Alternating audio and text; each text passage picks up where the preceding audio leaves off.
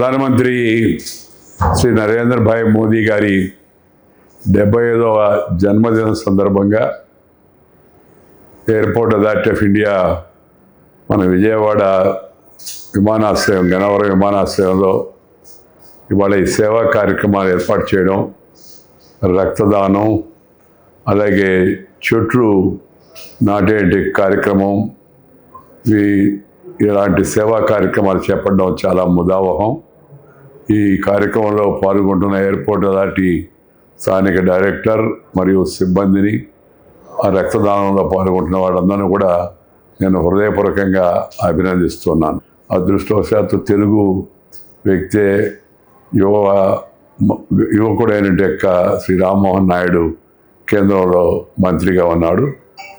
ఈ విజయవాడ, రాజమండ్రి, విశాఖపట్నం, తిరుపతి, కడప ఈ విమానాశ్రయాలన్నీ మరింతగా అభివృద్ధి చెందుతాయి ఆయన యొక్క హయాంలో అనే విశ్వాసం కూడా నాకు పూర్తిగా ఉంది.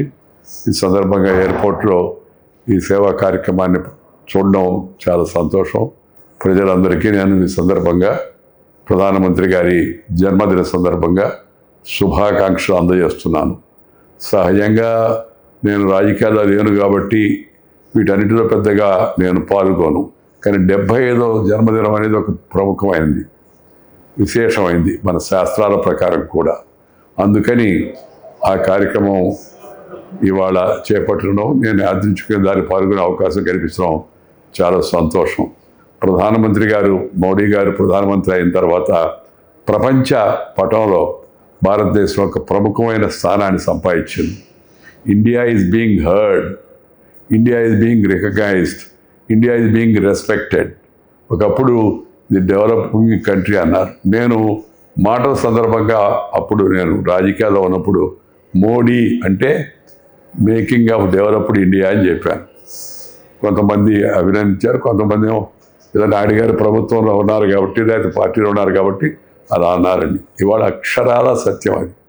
మేకింగ్ ఆఫ్ డెవలప్ ఇండియా అన్ని రంగాల్లో, విశేషంగా మనం ఇప్పుడు ఈ యొక్క సందేశంలో చెప్పుకునే అంశం కాదు, కానీ ఏ రంగం పరిశీలించినా మనం ఈ గత 11 సంవత్సరాల్లో ప్రగతిశీలకమైన, విశేషమైన, గణనీయమైన అభివృద్ధిని దేశం సాధించింది. అందుకే నేను ఆ పదం వాడాను. India is being recognised, respected, heard worldwide. And Indian prime minister speaks means worldwide attention is there. That is the greatness of the administration of the Prime Minister, and I wish him all the best on the occasion of his 75th birthday. Yes, I'm here today in Vijayawada with my good friend Bodhi, and I want to say how much I've enjoyed the celebration. I feel so honored. The ladies have done a wonderful job. They've done wonderful dancing. The person in charge of the airport has done excellent, and I very much enjoyed the day. Thank you so much. I feel very warm welcome. My husband and I get to travel all over the world, and when people say my favorite place to go, it is India. What is your favorite food in India? My favorite food? I like the simple food. I like vada, idli, samba. I like the very simple food of India.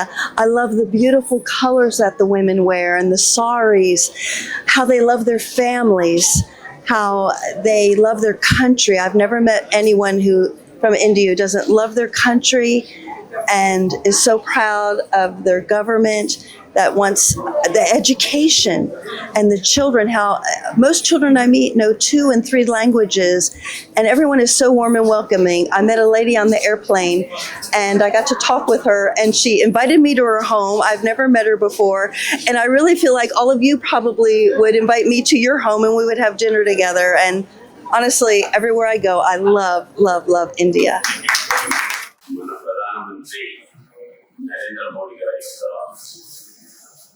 76వ జన్మదినోత్సవ సందర్భంగా దేశంలో ఉన్నటువంటి airports అన్ని కూడా యాత్రీ సేవా దివస్ పేరు మీద కార్యక్రమాన్ని నిర్వహిస్తూ చెట్లు నాటడం, గ్రీన్ అండ్ క్లీన్ కార్యక్రమాన్ని చేపట్టడం, ప్రయాణికులకు కావాల్సినటువంటి సౌకర్యాలు చేపట్టడం.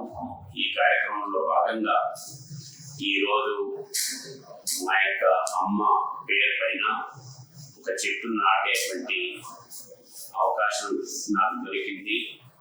దానికి ఎయిర్పోర్ట్ అథారిటీ వారికి ప్రత్యేకంగా ధన్యవాదాలు తెలియజేస్తూ, నరేంద్ర మోడీ గారు గత 24 సంవత్సరాలుగా ముఖ్యమంత్రిగా, 11 సంవత్సరాల నుండి ప్రధానమంత్రిగా వారు మౌలికమైనటువంటి సమస్యలు ఏవైతున్నాయో వాటిని ఏ రకంగా పరిష్కరించాలనేటువంటి దాన్ని వారే తీక్షణంగా ఆలోచన చేసి వాటిని సాల్వ్ చేయడంలో వారికి మించినటువంటి వారు ఎవరు లేరు. ముఖ్యంగా కరప్షన్ విషయంలో, కరప్షన్ ఎందుకు వస్తుంది అనేటువంటి దాని విషయంలో వారికి పూర్తిగా అవగాహన ఉంది. ఎక్కడైతే షార్టేజ్ వస్తుందో, ఎక్కడైతే షార్టేజ్ ఉంటుందో కనిపిస్తుందో దాన్ని అడ్వాంటేజ్గా తీసుకొని కరప్షన్ దీనికి ఎంత ఉంటారు. అందుకనే మీరు తీసుకున్నటువంటి ఏ కార్యక్రమం అయినా సరే వాటిని సాచురేషన్ పాయింట్లకు తీసుకెళ్ళి, ఈరోజు గతంలో గ్యాస్ కావాలంటే దానికి బ్లాక్లో అమ్ముకునేటువంటి వాళ్ళు, అందుకనే అడిగిన వాళ్ళకెళ్ళి గ్యాస్ ఇస్తాను అనేటువంటి పద్ధతిలో ఈరోజు అందరికీ గ్యాస్ ఇవ్వడం వల్ల దాని మీద కరప్షన్ లేదు. అదే రకంగా ఇండ్లు ఇచ్చేటువంటి విషయంలో మాకు ఇండ్లు ఇచ్చినట్లయితే మేము డబ్బులు ఇస్తాము, డబ్బులు ఇచ్చిన వాళ్ళకి ఇండ్లు ఇస్తాం అనేటువంటి పద్ధతి ఏదైతే ఉందో అది లేకుండా ఏ రాష్ట్రానికైనా సరే అడిగినటువంటి వాళ్ళకి, అర్హులైనటువంటి వాళ్ళందరికీ కూడా ఇల్లు ఇవ్వాలి అనేటువంటి కార్యక్రమం చేపట్టడం వలన ఈరోజు ఆ రకంగా కరప్షన్ లేకుండా చేస్తారు. అదే రకంగా కరప్షన్ అనేటువంటి మిడిల్ మ్యాన్ ఎప్పుడైతే ఉంటారో అక్కడ కరప్షన్ ఉంటుంది. కాబట్టి మిడిల్ మ్యాన్ అనేటువంటి వ్యవస్థనే తీసేస్తూ జన్ధన్ ఖాతాల్ని బ్యాంకులు తెరిచి డైరెక్ట్గా ప్రధానమంత్రి అక్కడ స్విచ్ నొక్కితే ఖాతాదారుల అకౌంట్లకి డబ్బులు వచ్చేటువంటివి. అవి పెన్షన్ కావచ్చు, ఇంకోదైనా కావచ్చు. అదే రకంగా రైతుల విషయంలో కూడా ప్రతి రైతుకి ఎక్కువ తక్కువ అనేటువంటి భేదాలు లేకుండా అందరికి కూడా 6,000 రూపాయలు డైరెక్ట్గా ఖాతాలో వేయడం వల్ల దాని గురించి పైరవి చేసుకోవడం కానీ లేదా లంచాలు ఇవ్వడం కానీ ఇటువంటి ఏమి కూడా లేదు. కాబట్టి ఈ రకంగా మొత్తం దేశంలో ఉండేటువంటి ఈ యొక్క కరప్షన్ వ్యతిరేకంగా, కరప్షన్ ఎలిమినేట్ చేయడం కొరకు అన్ని రకాలుగా చేస్తున్నారు. దాంట్లో భాగంగానే ఈరోజు ట్యాక్సెస్ యొక్క వీటి పేరు మీద ఇంతకుముందు కరప్షన్ ఎక్కువ నడిచేది. అందుకని ఈరోజు ఇన్కమ్ ట్యాక్స్ విషయాన్ని చూస్తే దాన్ని సింప్లిఫై చేస్తూ ఇన్కమ్ ట్యాక్స్ నీ ఫైల్ నేను క్లియర్ చేస్తాను, నాకే ఏమి ఇస్తామనేటువంటి పద్ధతి కాకుండా ఈరోజు ఆన్లైన్లో అప్లై చేస్తే ఇన్కమ్ ట్యాక్స్ సంబంధించినటువంటిది ఎక్కడో అగర్తలను, అహ్మదాబాద్ను అక్కడ ఉన్నటువంటి వాళ్ళు దాన్ని చెక్ చేయడం, మీకు ఇంత రిటర్న్ వస్తుందని చెప్పి ఆన్లైన్లో రిటర్న్ పంపించడం వల్ల కరప్షన్ తగ్గింది. కమర్షియల్ ట్యాక్సెస్ వీటి విషయం వచ్చినప్పుడు ఒకే ట్యాక్స్ ఒకే దేశం అనేటువంటి దీంట్లో జిఎస్టీని తీసుకొచ్చిన తర్వాత దాంట్లో కూడా కరప్షన్ తగ్గింది. కాబట్టి నరేంద్ర మోడీ గారు ఈ దేశాన్ని అత్యున్నత స్థానంలో తీసుకెళ్ళాలి.